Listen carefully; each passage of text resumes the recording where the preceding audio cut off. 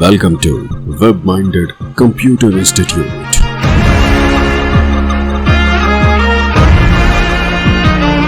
Then like, subscribe and share. Hello friends, tally prime की series में आपका स्वागत है। पिछले सेशन में हमने सेल्स एंट्रीज को देखा था, जिसमें हमने कैश और क्रेडिट दोनों तरह की एंट्री की। आइए इस सेशन से शुरू करते हैं। हम किस प्रकार से हम पेमेंट की एंट्री और रिसीविंग पेमेंट की एंट्री किस प्रकार से कर सकते हैं, यानी कि अगर हम किसी को पे करते हैं या किसी से पेमेंट लेते हैं तो ऐसे केसेस में एंट्री किस प्रकार से की जा सकती है। तो ये देखते हैं हमारे पास यहाँ नेक्स्ट वाउचर्स कौन से हैं। जो 6 नंबर वाउचर है, यानी कि 6 वाउचर जो है वो 2/4/2021 का है, यानी कि अभी तक जितनी एंट्रीज कर रहा था वो 1 तारीख में थी, अब 2 तारीख में है। मैं आपको ये बता दूं कि टैली प्राइम में आपके पास 3 डेट्स टोटली फ्री रहती हैं एजुकेशन वर्जन में। डेट 1 यानी कि किसी महीने की पहली तारीख, किसी महीने की दूसरी तारीख, और अगर उस महीने में 31 तारीख है तो तीनों डेट्स को आप एंट्री कर सकते हो अलग अलग महीनों में, यानी कि थ्रू आउट द ईयर, पूरे साल भर में। तो 1/4/21 से लेके मैं 31 मार्च 2022 तक की कोई भी एंट्री कर सकता हूँ इन 3 डेट्स के बीच में। तो आइए शुरू करते हैं। अब जो नेक्स्ट एंट्री हमारे पास है 4500 रुपये की CNC कंपनी को हमने पे किया है, पेमेंट किया है, और ये पेमेंट कैश है। तो ये देखते हैं किस प्रकार से हम एंट्री कर सकते हैं। सबसे पहले इसमें इंपॉर्टेंट ये समझना है कि वाउचर टाइप इसमें पेमेंट रहेगा, क्योंकि हमने पेमेंट करना है, और पार्टी नेम CNC है और 4500 रुपये मैंने पे किए हैं। तो आइए देखते हैं। तो सबसे पहले पेमेंट वाउचर की एंट्री करने के लिए हमें टाइप ऑफ वाउचर पेमेंट करना पड़ेगा। तो उसके लिए आपके पास राइट हैंड साइड पे देखिए पेमेंट ऑप्शन है, यहाँ पे बटन के रूप में अवेलेबल है। मैं चाहूँ तो शॉर्टकट के रूप में F5 बटन को प्रेस कर सकता हूँ। मैं पेमेंट पे क्लिक कर देता हूँ यहाँ से। तो आप देखेंगे कि यहाँ अकाउंटिंग वाउचर क्रिएशन स्क्रीन में पेमेंट ऑप्शन आ गया है, और ये फर्स्ट वाउचर है पेमेंट का, इसलिए नंबर 1 यहाँ आ रहा है। लेकिन जैसे मैंने बताया यहाँ पे डेट चेंज थी, 2 अप्रैल को हमें ये एंट्री करनी है। तो मैं डेट पे क्लिक करता हूँ।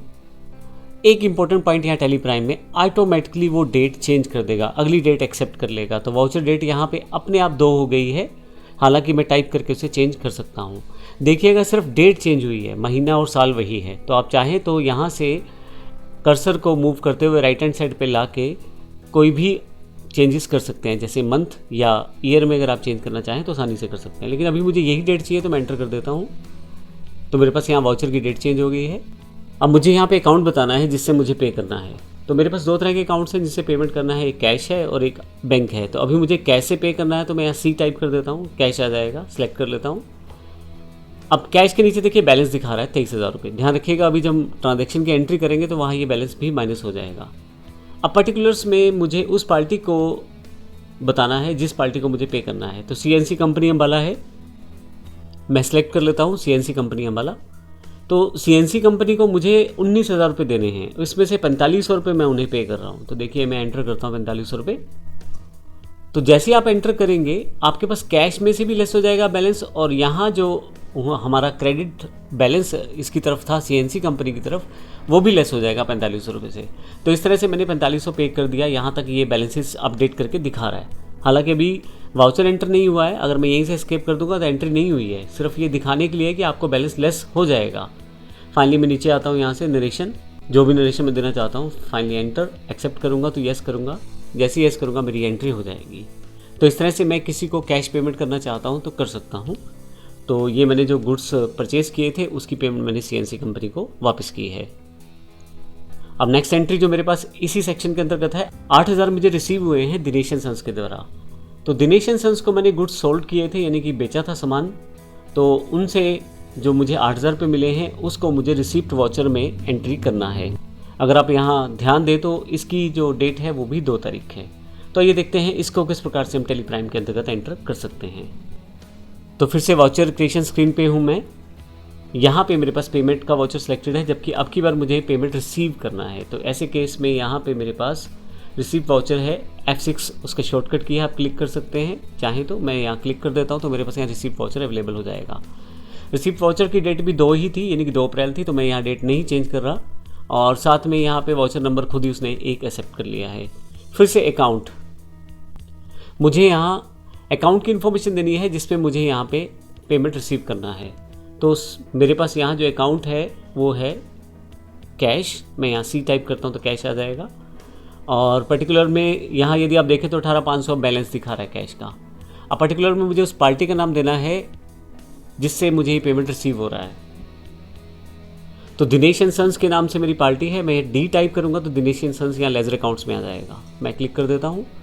अमाउंट मुझे कितना रिसीव होना है उसकी जानकारी मुझे देनी है। 8,000 रुपये मुझे मिलेंगे दिनेश एंड सन्स से। तो आप बैलेंस देखिएगा, कैश का 18,500 है और दिनेश एंड सन्स का 2,500 रुपये है। तो अगर मैं यहाँ 8,000 रुपये की एंट्री करता हूँ तो आप देखेंगे यहाँ पे मेरे पास कैश बढ़ गई है और दिनेश एंड सन्स का जो बैलेंस है वो कम हो गया है, क्योंकि वो बैलेंस मेरे पास रिसीव हो जाएगा। तो मैं यहाँ एंटर करता जाता हूँ।